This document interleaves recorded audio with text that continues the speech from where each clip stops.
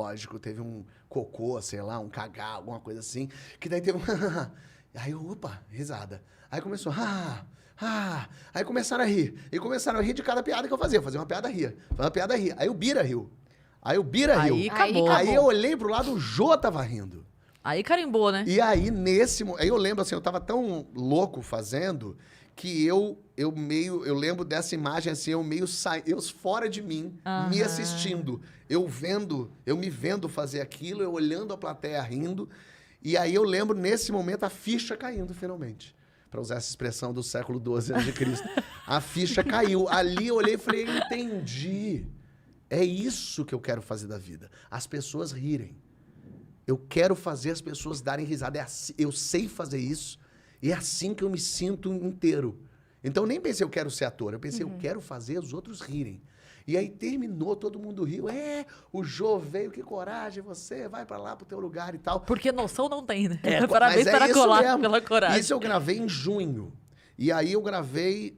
eu gravei em junho de 2002. Aí eu saí de lá, imediatamente liguei pra minha tia no Rio, e falei, tô indo pro Rio ser ator. Ela, como assim? O que é isso? Porque a família da minha mãe é do Rio. Eu sou carioca, a família da minha mãe toda é do Rio. E aí eu falei, tô indo pra aí. Eu já vi 2 escolas, eu vi a Cal na internet, a Casa das Artes Laranjeiras, de formação de ator, e vi uma faculdade de cinema, e eu tô indo pro Rio.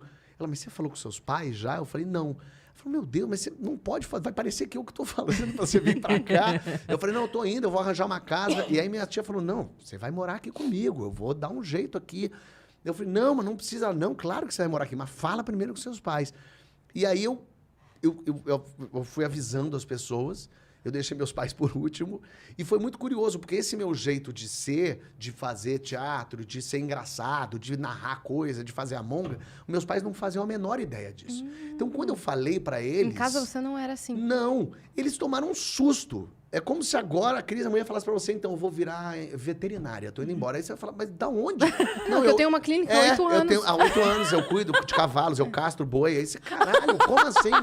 Então, meu então pai... vai ter bom você tocar nesse assunto. E aí meu pai, eu lembro, meus pais eram separados, ainda são, e aí eu fui falar primeiro com meu pai, e aí eu falei, eu vou fazer pra você o que eu fiz no Jô. E aí eu imitei, fiz os normais pra ele. E eu lembro dele falando assim, ele falou, olha, eu não sei se isso é bom ou ruim, eu sei que isso é igual ao que eu vejo na TV. Então eu acho que você tem que fazer isso que você quer mesmo. Nossa, que incrível. Ele falou, agora é a hora, vai, você tem 18 anos, erra, qualquer coisa você volta. E aí eu fui falar com a minha mãe, que também tomou o maior susto da vida dela, falou, como assim? E aí eu imitei também pra ela. Eu falei, é isso que eu quero ser ator. Ela falou, mas você vai fazer o que com a faculdade? Vai trancar? Eu falei, não, eu vou abandonar, eu vou embora da faculdade.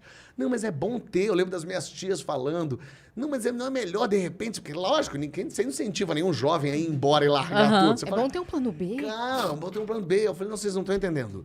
E assim, eu entendia que eu estava na minha razão, mas eles também estavam na deles de falar assim, mas tranca. Eu falei, não, eu nunca mais vou voltar para cá. Eu já achei o que eu quero fazer e é isso. E aí isso foi em junho. Aí eu me mudei para o Rio, aí tirei julho de férias, viajei com os amigos, só fazia despedida, todo dia tinha despedidas. Isso era aqui. que ano? 2002. Nossa, 2002. Tá. E aí, em junho te dá umas loucuras, né? Em junho é a coisa que... Menino, vamos sempre tomar cuidado com esse mês, tá? Junho o sol tá em Gêmeos. É o seu aniversário, né? Meu aniversário é 1 de julho. Então, é o seu inferno astral. Ah, pode ser. Então. Mas foi meu céu astral. E aí aí em agosto, eu lembro de... Na verdade, o meu mês é agosto. Depois eu vou explicar pra vocês. Tá.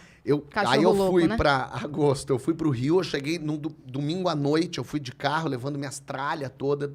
Aí eu cheguei lá, domingo pra segunda, eu cheguei na segunda-feira, tipo dia 5 de agosto lá. E já tinha aula no primeiro dia de aula de faculdade e da Cal. Na quinta-feira, passou o Jô. O Jô que eu gravei lá em junho não passava. E eu ligava pra Globo, vai ter, não vai ter? Ó, Fábio, é um programa gravado, a gente não sabe. E eu não sabia nem se a minha parte é o ar. Porque eles podiam cortar. Ele podia ter adorado, mas não cabe no programa. E eles, depois de eu ter ligado 30 vezes, também falaram, tira esse moleque. E aí foi ao ar, na quinta-feira, passou. E o Jô era o YouTube da época. Todo mundo via no Jô as coisas. Melhores do mundo estão aí pra dizer, né? Perfeito, o Diogo Portugal. E aí, no dia seguinte, as pessoas... Caralho, todo mundo viu. Eu cheguei na casa, as pessoas... Cara, o que foi aquilo outro? Coisa doida. O que era aquilo? Que maluquice, que legal. E aí, na segunda-feira seguinte, Ou seja, eu cheguei numa segunda, quinta passou no Jô, na segunda seguinte a Globo me ligou. Fábio, você não, a gente viu você no Jô, a gente queria que você viesse aqui fazer um cadastro. Você pode vir aqui agora, hoje? E eu morava do lado da Globo, porque eu morava no Jardim Botânico. Eu falei, tá bom, vou. E aí eu fui lá na Globo, e aí cheguei, a moça até falou pra mim, nossa, Fábio, achei que você era mais velho, que o pessoal falou que você escrevia, que você fazia imitação, fazia coisa. Ela falou, mas o que é que você fazia? Deixa eu ver aí. Aí eu fiz mais uma vez os normais. E aí a mulher viu, e no que eu tava fazendo, passou uma mulher atrás, aí ela parou e ficou vendo, terminou, a mulher, que engraçado, divertido mesmo. Aí a mulher chegou e falou assim, cara, eu sou produtora de elenco dos normais. E eu tô indo pro Projac agora, porque tá tendo gravação. Quer ir comigo? Eu, tipo, caraca, em uma semana eu tô no Rio e de repente a produtora... Falei, quero, ela, então vai me seguindo que eu vou conseguir a liberação pra você. Aí eu fui indo com ela até o Projac, longe pra caceta. Cheguei lá no Projac, a mulher me entrou, aí eu fui entrando, aí aqui nos estúdios, eu olhando aquilo, mágico, né? Que loucura, onde eu tô? Aí eu fui entrando no estúdio, aí a mulher indo comigo assim, falando, eu não vi no João, mas todo mundo falou que foi muito divertido, muito legal. Aí ela passou pelo cara da maquiagem, assim. Oi, tudo bem? Fulano. Olha quem tá aqui comigo, sabe quem ele é? Aí o cara falou, sei, o menino que foi no Jô e que fez o negócio. Todo mundo viu aqui, que legal. Aí ela passou pela mulher do figurino, tudo bem, olha quem tá aqui, a mulher. Ih, o menino que foi no Jô e fez normais. Gente, todo mundo viu aqui, vimos e tal. Tá bom. Aí eu entrei no estúdio, tava o Luiz Fernando gravando. Meu Fernanda Deus. Torres não tava. Aí eu tava ali vendo aquilo ali, que loucura e tal. E aí terminou de gravar, o Luiz Fernando vem passando, olha pra mim e fala assim, você é o ator? Aí eu falei, não sei, porque eu não era. O que eu respondo? Aí eu falei, qual? Não. Ele, não, o que foi no Jô e fez os normais. Eu falei, sou ele, como é que era isso?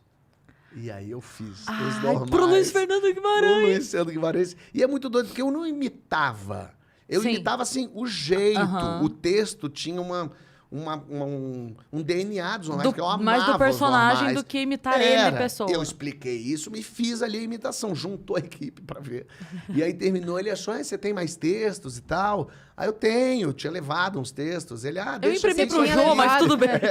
E aí eu levei a fita constrangedora, levei os textos e deixei lá com a produção. A gente vai entregar pra Fernanda Young e pro Alexandre Machado. E eu voltei pra casa, a mulher, tá aqui meu contato. Eu voltei pra casa, tipo assim, cara... Desacreditado. Aconteci. E aí nada mais aconteceu. E aí nunca entraram em contato comigo, limbo. Aí eu me formei na Cal, fiquei 3 anos e meio. Aí fui. Porque lógico. Mas era pra você estar lá nesse momento. Você teve um chamado, na verdade, tu foi pro Rio. A sensação que me dá ali foi a prova de que escolhi o caminho certo. Se eu acreditasse Mas agora em você alguma segura coisa... tua onda aí. Se eu acreditasse em alguma coisa, eu diria isso é um sinal dizendo, É tipo Fábio... assim, é isso, mas ainda não. Mas ainda não. O que é maravilhoso. Essa voz pareceu a voz de Deus lá do Hermanoteu. Sim. É o Chico Anísio, a voz de Deus. Você vê? E aí, mas foi a melhor coisa do mundo, porque realmente, assim, seria péssimo que ali eu fosse, porque eu não sabia escrever. Eu não era ator, eu não tinha nada, eu só tinha muita vontade. Então foi a melhor coisa que aconteceu foi eu me formar na escola de teatro, 3 anos e meio estudando, conhecer gente, porque eu não conhecia ninguém no Rio. Você acha que se você tivesse entrado naquele momento, se tivesse dado uma louca nela e falado, vem, você acha que você poderia ter se queimado e ter desperdiçado uma chance? Provavelmente, porque eu era muito cru ali, eu não tinha... Não sei o quanto também eu tinha uma... A gente tem o vício da juventude, da verdade, da entrega, que é muito sedutor. Assim, quando você vê uma pessoa muito verdadeira, querendo fazer aquilo, com muita vontade, a gente fica meio seduzido mesmo por aquilo. Nossa, que interessante aquilo. Mas eu não tinha muito para oferecer mesmo. Na verdade, eu fui começando a aprender a escrever quando eu entrei na escola de teatro. Porque daí eu comecei a escrever uns esquetes, eu comecei a escrever umas coisas loucas. Tive contato com teatro, comecei a ir a peças, e a ler Cal peças. É referência, né? A Cal é totalmente referência, os professores incríveis. Aí eu conheço o Marcos Magela, é da minha turma. Então a gente começa a fazer umas coisas juntos e de repente eu encontro o Paulo Gustavo. E aí a minha turma era eu, o Magela e o Paulo Gustavo. E aí a gente começa a fazer palhaçada, a gente fica junto. E aí a gente começa a ficar um na casa do outro e fazer as nossas maluquices. Eu vi o vídeo que você postou. Na época que ele estava internado, eu vi o vídeo que você postou de vocês zoando. Aquilo foi muito engraçado. Vocês na casa ali zoando. E, nossa, aquilo foi muito engraçado. E aí eu comecei a escrever pra mim e pro Paulo, porque o Marquinhos repetiu de ano. E o Marquinhos não acordava, ele não ia nos nossos ensaios. O Marquinhos era uma maravilha.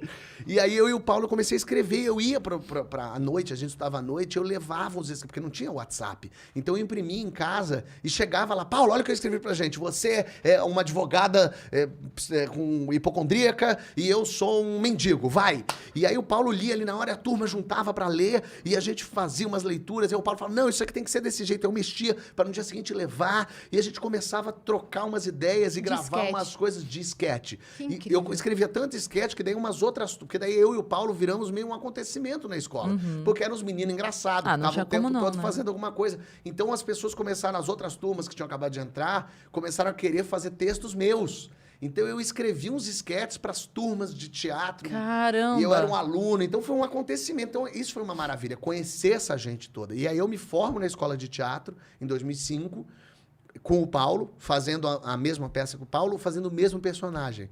Eu fazia o João Ternura jovem e ele era o João Ternura que estava num limbo. Fiquei até emocionado agora. Porque a mulher era muito... Foi muito esquisito o que aconteceu esse ano. E o Paulo fazia esse personagem. Era muito curioso, porque a gente não contracenava. Porque ele era eu do limbo. Esse João Ternura que já estava num outro lugar. E eu lembro que eles passavam um pelo outro se olhando assim. Mas o Paulo era um filho da puta, ele ficava no coxia, ele ficava me fazendo rir, porque tinha uma atriz que fazia comigo, que tinha uma hora que ela tirava a roupa, ficava pelada na minha frente, ficava o Paulo atrás, sacaneando. Ela não via, era só me sacaneando.